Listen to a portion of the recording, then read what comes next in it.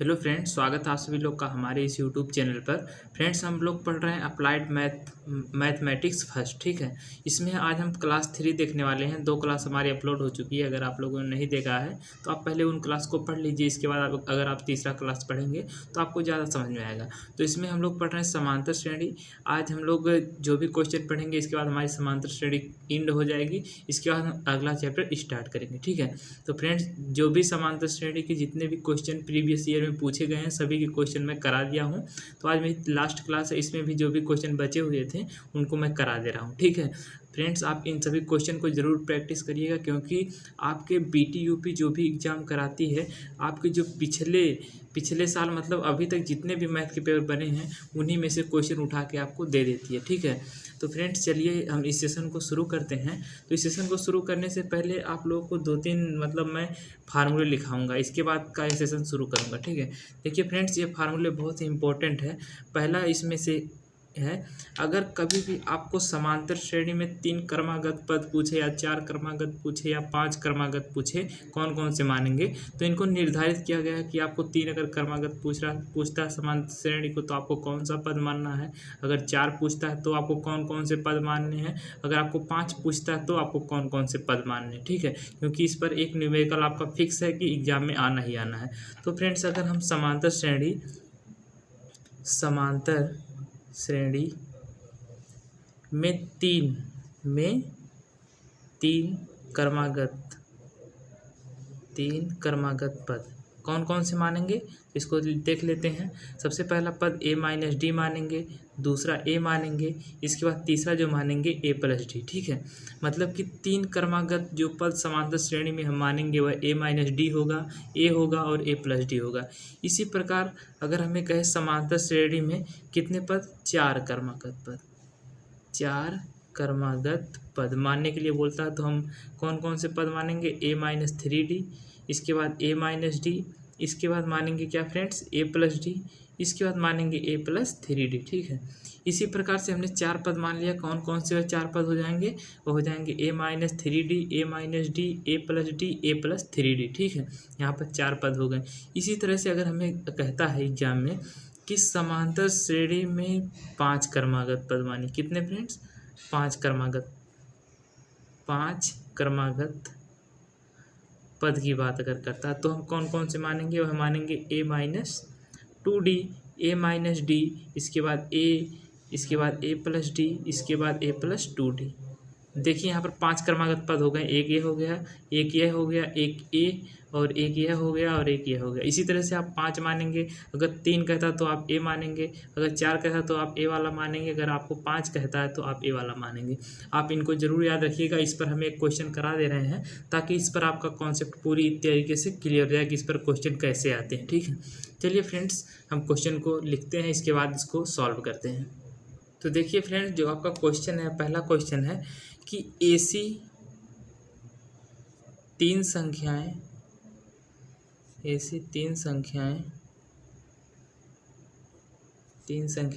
बताइए। क्वेश्चन को सभी लोग नोट कर लीजिए। जो समांतर श्रेणी में हो और जिसमें से, क्वेश्चन को बहुत ध्यान से पढ़िएगा, जिसमें से पहली और तीसरी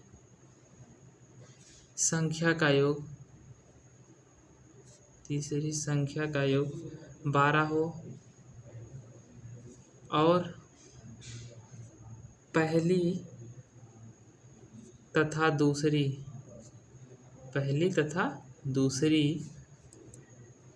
का गुणनफल कितना हो, 24 हो। ठीक है, तो देखिए क्वेश्चन इसी तरह से पूछेगा, ऐसी 3 संख्याएं बताइए जो समांतर श्रेणी में। तो हम समांतर श्रेणी में कौन कौन सी संख्या लेंगे, इसको हमने आपको बता दिया है। ठीक है, और जिसमें से पहले और तीसरी संख्या का योग 12 हो और पहली और दूसरी का गुणनफल कितना हो, 24 हो। तो फ्रेंड्स, हमने आपको बताया है अभी कि हमें अगर 3 संख्या माने तो हम कौन कौन सी मानेंगे। तो यहाँ पर हम लिखते हैं माना अभीष्ट तीन संख्याएं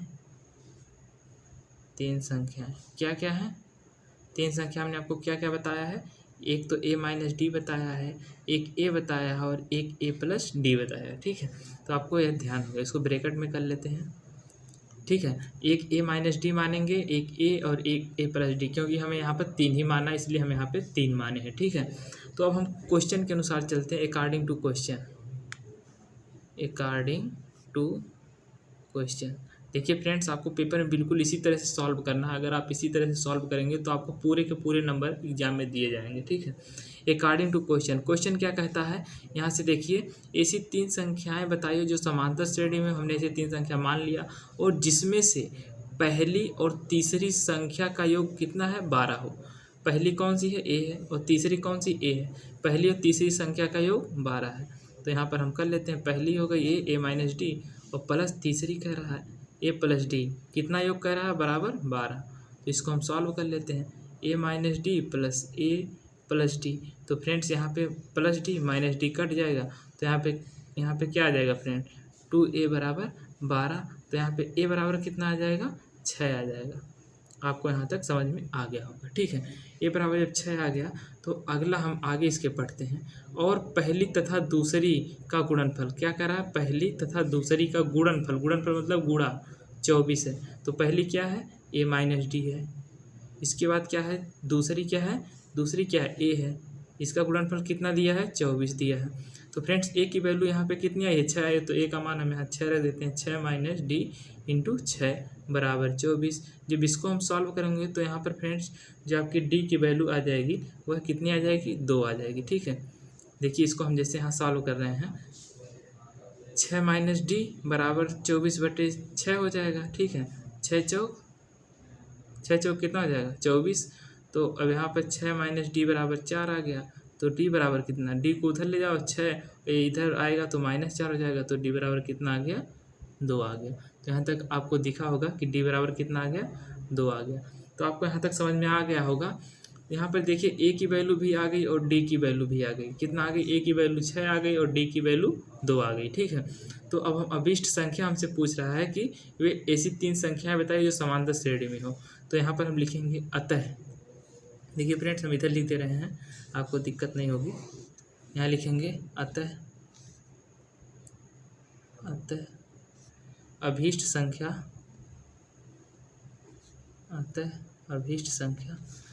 में रख दो। a की वैल्यू कितनी आई है? 6 आई है, और d की वैल्यू कितनी आई है? -2 आई है। फिर इसके बाद a की वैल्यू कितनी है?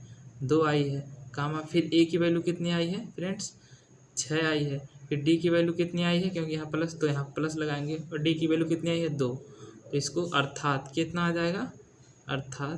कितना आ जाएगा संख्या? 6 में से 2 जाएगा तो 4, यहाँ कामा 2 और 6 2 8। कितना आ जाएगा? 6 2 8 हो जाएगा। देखिए फ्रेंड्स, यहाँ पे 4 आ गया, और यहाँ पे कितना आया है? a की वैल्यू कितनी? a की वैल्यू फ्रेंड्स यहाँ पे 6 है। a की वैल्यू यहाँ पे a है ना, तो यहाँ पे 6 रहेगा, तो इसलिए यहाँ भी 6 हो जाएगा। कितना हो गया? 6 में से 2 जाएगा 4, और 6 के पास तो 6 ऐसे उतर जाएगा, और 6 2 8। तो आपकी संख्या कितनी हो जाएगी? अतः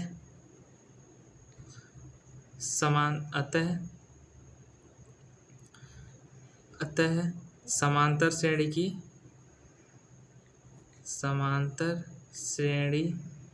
की तीन संख्याएं क्रमशः 4, 6, 8 होंगी। ठीक है, तो आपको समझ में आ गया होगा पूरी तरह से कि कौन सी संख्या होंगी। तो इसको हम बॉक्स में बंद कर लेते हैं, और यही आपका फ्रेंड्स क्या हो जाएगा? फाइनल आंसर हो जाएगा। तो फ्रेंड्स, ये क्वेश्चन आपको बिल्कुल अच्छे समझ में आ गया होगा। नहीं आया तो एक बार फिर से देख लीजिए कि कहा गया ऐसी तीन संख्याएं बताइए जो समांतर श्रेणी में है। तो हमने समांतर श्रेणी में जो संख्या आपको बताया था वो मान लिया, a minus D comma a plus D मान लिया। अकॉर्डिंग टू क्वेश्चन पे हम चले। क्वेश्चन में क्या कहा? पहली और तीसरी संख्या का योग 12 है, तो हमने पहली a minus D plus a plus D, तीसरी को जोड़ लिया, 12 आ गया। इसको सॉल्व किया तो a बराबर 6 आ गया। ठीक है, इसके बाद कहा गया पहली और दूसरी का गुणनफल, पहली a माइनस डी है और दूसरी a है, इसका गुणनफल किया 24 आ गया। यहाँ पर हमने क्या किया? ए की वैल्यू रख दिया, ए की वैल्यू कितनी है 6 है, इसको जब सॉल्व किया तो डी की वैल्यू 2 आ गई। अतः हम फ्रेंड्स क्या करेंगे, अतः अभीष्ट संख्या हमें निकालनी है, तो अभीष्ट संख्या क्या हो जाएगी, ए की जगह 6 और माइनस डी की जगह क्या रख दिया 2 रख दिया, कामा ए है तो ए की जगह क्या रख दिया 6 रख दिया, फिर कामा ए की वैल्यू कितनी है 6 है और डी की वैल्यू 2 है, तो अर्थात संख्या कितनी आ जाएगी 6 में से 2 जाएगा 4 और यहाँ पे 6 और 6 2 8, तो अतः समांतर श्रेणी की 3 संख्या कितनी हो जाएगी 4, 6, 8 होंगी। तो फ्रेंड्स यह क्वेश्चन आपको पूरी तरह से एकदम क्लियर हो गया होगा। तो फ्रेंड्स चलते हैं हम अपने नेक्स्ट क्वेश्चन की तरफ और उस क्वेश्चन को भी सॉल्व करते हैं। देखिए फ्रेंड्स, अगला क्वेश्चन आपकी स्क्रीन पर शो हो रहा है।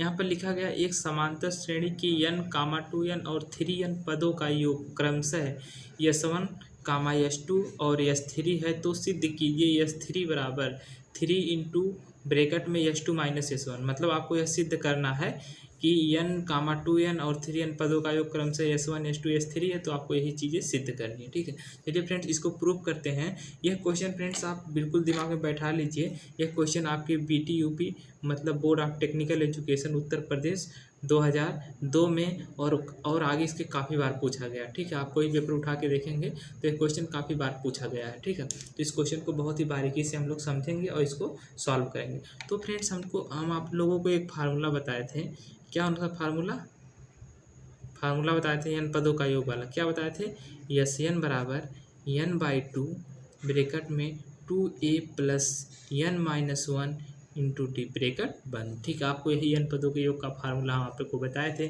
तो क्वेश्चन इसी से सॉल्व होगा, आप बिल्कुल देखते रहिए। तो सबसे पहले यहाँ पर हमें ना तो a पता है ना तो d पता है, तो यहाँ पर सबसे पहले हम मान लेंगे, माना श्रेणी का प्रथम पद a और सौरवंतर d है। ठीक है, सौरवंतर d, इतना हम मान लिया। अब हम क्वेश्चन के अकॉर्डिंग चलते हैं, तो यहाँ पर लिखेंगे अकॉर्डिंग टू क्वेश्चन। हम क्वेश्चन के हिसाब से चलते हैं। तो यहाँ पर देखते हैं फ्रेंड्स, सबसे पहले बात क्या किया गया है फ्रेंड्स कि n पदों का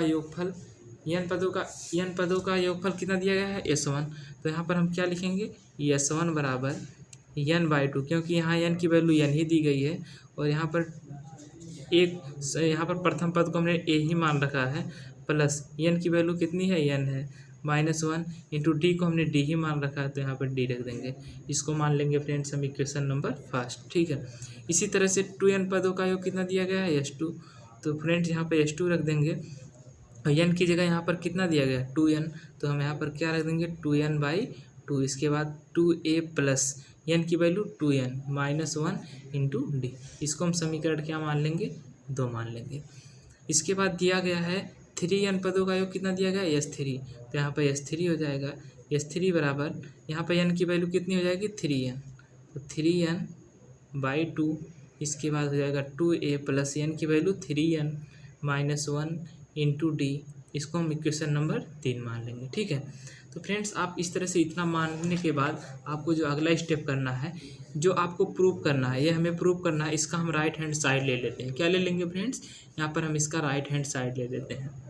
क्या लेते हैं राइट हैंड साइड इसका क्या है फ्रेंड्स 3s2 माइनस s1। अब इसकी वैल्यू हम यहाँ पे रखते हैं, 3 लिख देते हैं, इसके बाद ब्रैकेट लगाते हैं। यहाँ पे s2 की वैल्यू कितनी है a है ना, तो इस वैल्यू को उठा के हम यहाँ पर रख देते हैं। क्या है 2n/2। इसके बाद आपको ब्रैकेट लगाना है, यहाँ पे लिख लेना है 2a plus 2n minus 1 into D, bracket को बंद कर देना है। फिर क्या है माइनस है, s1 की वैल्यू कितनी है इसको भी लिख लेते हैं 2a, क्या लिखेंगे फ्रेंड n/2 है, s1 की वैल्यू क्या है n/2। इसके बाद ब्रैकेट है, फिर क्या लिखेंगे 2a plus n minus 1 into D. तो फ्रेंड्स आपको यहाँ तक बिल्कुल अच्छे से समझ में आ गया होगा, यहाँ तक आपको कोई दिक्कत नहीं होगी, क्योंकि देखिए s2 की वैल्यू कितनी थी 2n/2 into 2a plus 2n minus 1 into 2। इसके बाद माइनस लगा है, इसके बाद s1 की वैल्यू कितनी है n/2 2a plus n minus one into D. यहाँ तक आपको समझ में आ गया है। अब इसके आगे का हम सॉल्व करते हैं, ठीक है फ्रेंड। इसके आगे का जो हम सॉल्व करेंगे तो देखिए फ्रेंड्स, यहाँ पर 2 से 2 कैंसिल हो जाएगा, यहाँ भी n है और यहाँ भी n है, तो n को हम कॉमन ले लेते हैं। क्या ले लेते हैं? n को हम कॉमन ले लेते हैं। n को जब कॉमन ले लेंगे तो ब्रैकेट के अंदर क्या बचेगा? 2a प्लस 2nd, क्योंकि यहाँ पर d का गुणा हो जा रहा है, माइनस क्या बचेगा? यहाँ पे 1 में d का गुणा होगा तो d ही आ जाएगा। इसके बाद यहाँ पर माइनस क्या बचेगा? 1/2 बचेगा, क्योंकि n बाहर चला गया है तो 1/2 बचेगा। तो यहाँ पे देखिए क्या हो जाएगा? 2a प्लस nd हो जाएगा, क्योंकि यहाँ पे d का गुणा हो रहा है, nd माइनस d। यहाँ तक आपको समझ में आ गया होगा, ठीक है फ्रेंड। यहाँ तक आपको अच्छे से समझ में आ गया होगा, यहाँ तक कोई दिक्कत नहीं होगी। अब इसके आगे हम सॉल्व करते हैं फ्रेंड्स।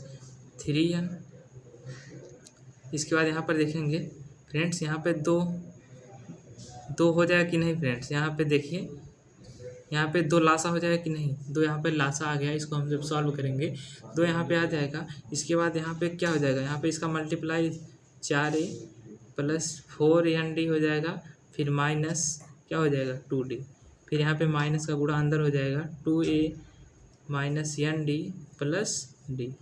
इतना आ गया। अब ब्रैकेट को बंद कर लेते हैं। अब इसको हम सॉल्व कर लेते हैं। सॉल्व करने के बाद देखिए फ्रेंड्स आगे क्या होता है। देखिए फ्रेंड्स, यहाँ पर जो 2 है इसको हम बाहर निकाल लेते हैं। बाहर की तरफ निकालने के बाद यहाँ पर बाहर आ जाएगा, तो यहाँ पे क्या बचेगा? 3n/2। अब इसको हम अंदर का सॉल्व कर लेते हैं। 4a यहाँ पर है और 2a यहाँ पर, तो घट जाएगा, कितना आ जाएगा? 4a में से 2a जाएगा, तो यहाँ पर क्या बचेगा? 2a। इसके बाद देखिए 1nd यहाँ पे और 4nd यहाँ पे, तो क्या हो जाएगा? घट जाएगा, तो 3nd हो जाएगा। 1d यहाँ पे प्लस और यहाँ पे 2d है, तो यहाँ पे माइनस क्या हो जाएगा? d हो जाएगा, ठीक है, क्योंकि 2 तो बाहर चला गया है। इसके बाद देखिए इसको जब सॉल्व करेंगे 3n/2 और यहाँ पे क्या आ जाएगा फ्रेंड्स? 2a प्लस, ठीक है। यहाँ पे हम फ्रेंड d कॉमन ले सकते हैं, तो यहाँ पर क्या बचेगा? 3n minus 1 into D. यहाँ पे इतना बचा।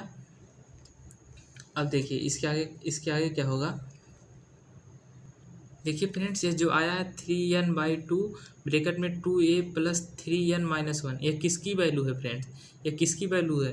ये टोटल S3 की वैल्यू, जो हमने वहाँ पे S1 S2 S3 निकाला। आप जाके वहाँ देखिए, ये जो मान आया है, पूरा जो मान आया है, यह किसकी वैल्यू है? S3 की। तो यहाँ पे क्या हो गया फ्रेंड्स? ये क्या है? ये लेफ्ट हैंड साइड है। तो आपका फ्रेंड्स यहीं पे प्रूफ हो जाता है। आपने राइट हैंड साइड ले करके लेफ्ट हैंड साइड प्रूफ कर लिया, यही आपका फ्रेंड्स फाइनली आंसर हो जाएगा। तो फ्रेंड्स आपको यह क्वेश्चन अच्छे से समझ में आ गया होगा। अब फ्रेंड्स चलते हैं अपने नेक्स्ट क्वेश्चन की तरफ। यह क्वेश्चन बहुत ही इंपॉर्टेंट था, क्योंकि यह क्वेश्चन आपके BT-UP एग्जाम में आया हुआ क्वेश्चन था, 2002 में पूछा गया था और काफ़ी बार पूछा गया है क्वेश्चन। तो आप इस क्वेश्चन को काफ़ी अच्छे से लगाएंगे, 2-3 बार प्रैक्टिस करेंगे तो आपका क्वेश्चन आसानी से आ जाएगा। अब चलते हैं फ्रेंड्स हम नेक्स्ट क्वेश्चन की तरफ। नेक्स्ट क्वेश्चन क्या है हमारा, इसको हम नोट करते हैं। देखिए फ्रेंड्स, अगला क्वेश्चन आपकी स्क्रीन पर मेंशन हो रहा होगा, यहाँ पर साफ साफ लिखा गया है, यदि किसी श्रेणी का nवां पद 2n + 3 हो तो श्रेणी के n पदों का योग ज्ञात कीजिए। क्वेश्चन आपके BT-UP 2013 में पूछा गया क्वेश्चन है। तो फ्रेंड्स क्वेश्चन बहुत ही इंपॉर्टेंट है, एक बार क्वेश्चन को फिर से पढ़ते हैं। यदि किसी श्रेणी का कौन सा पद, nवां पद 2n + 3 हो तो श्रेणी के n पदों का योग ज्ञात कीजिए। तो फ्रेंड्स यहाँ पर हम क्वेश्चन को सॉल्व करते हैं, तो यहाँ पर क्या दिया हुआ है? दिया है श्रेणी का nवां पद। श्रेणी का nवां पद क्या दिया हुआ फ्रेंड्स? 2n + 3, 2n + 3 दिया है। तो फ्रेंड्स यहाँ पे हम अगर निकालेंगे, यहाँ पर अगर रखेंगे n बराबर क्या रख देते हैं? 1 रख देते हैं। यदि n बराबर क्या हम रख दें?